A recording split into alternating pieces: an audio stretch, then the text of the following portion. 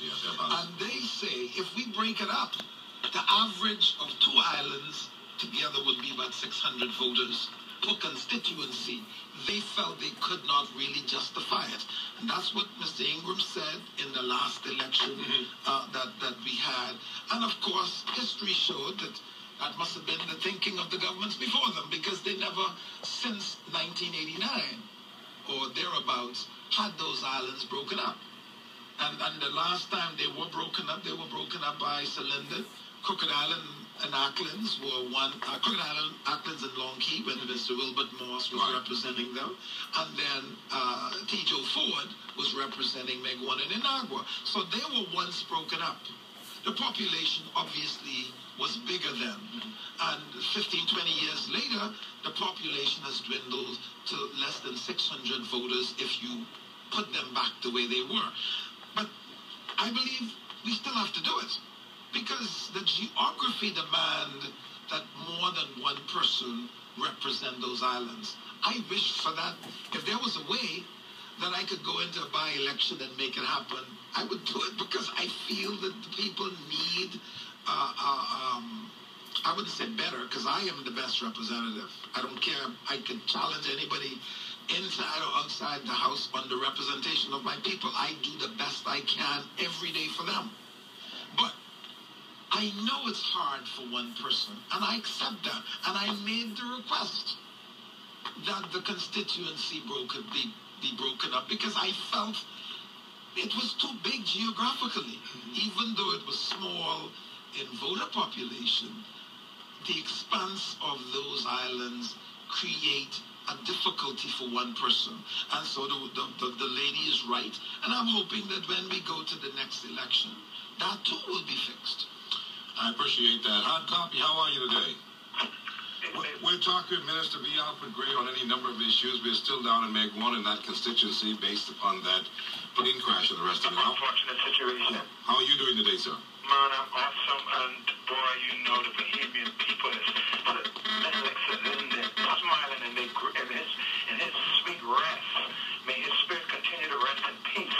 And my sympathies go out, of course, Steve, let me finish that, for people like you, particularly, and I second the motion, for you becoming one of the country's first ombudsperson. Wouldn't that be awesome? Now, I'm not sure, because it took the minister 11 months almost and days to get here to hard copy. That, minister, you better check that out. Now, with that being said, it's no guarantee, minister. I will have the opportunity to address the member of parliament for the constituency of some great men. And as our nation about to celebrate our 40th year as a independent, sovereign, democratic sovereign state, it's egregious for how persons like the first ombudsman have to defend the rights of all Bahamians.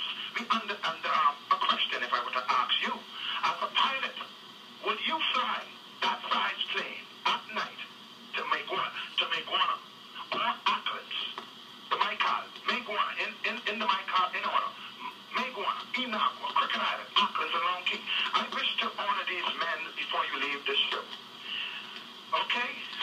These men, Steve, and to your listeners, are the foundation of majority rule. Now we speak, now then, we honor the spirit, okay, of these men. Why is it necessary? Because I am the only young man on the face of God's planet. I'm also speaking to my uncle, the mother of my brother, Minister Gray. Alfred Virginius Cornelius Gray is my uncle. Now, your father... Is your nephew? That's right. Your father would have been my grandfather on my mother's side. She celebrates her birthday, 68 years, the month after independence. It is absolutely necessary that I honor these men, Minister Gray. Brother York Road, in the order, starting from number 10, go down. Brother Arthur Stevens, number 9. Number 8, Brother Elisha Williamson.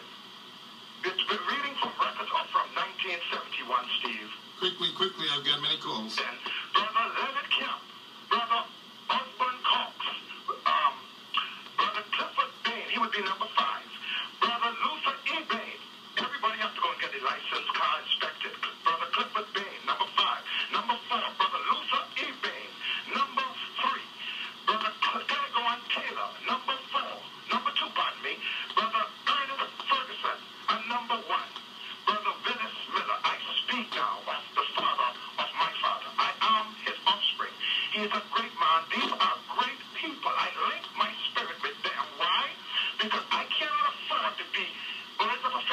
they say. That's why I asked you the question. Would you fly that plane and make water? You're my uncle. You're a Bahamian, and at the end of the day, we're not going to blame anyone outside of the sitting prime minister and the former prime minister. Okay, all right, I let it go there. I let it go. Well, listen, I would do whatever I am able to do in the same set of circumstances. If it is to save a life, you do what you have to do. And the pilot, Mr. Larry Brown, and his co-pilot, they did not just go flying into the night. Goes out to they Mr. went there to render a service Brown that was and his required. co-pilot. Yes. If this tragedy did not take place, we will not perhaps even knew that happened. Yeah. That they went to help. And I understand that they always, they've been doing this for years, and they're brave, courageous souls, and certainly we wish them well. And I salute them. Unfortunately, something went wrong, and the rest we know. Yeah, so I want to just say that it's sad, and I don't like to talk about it because, we don't need to rise to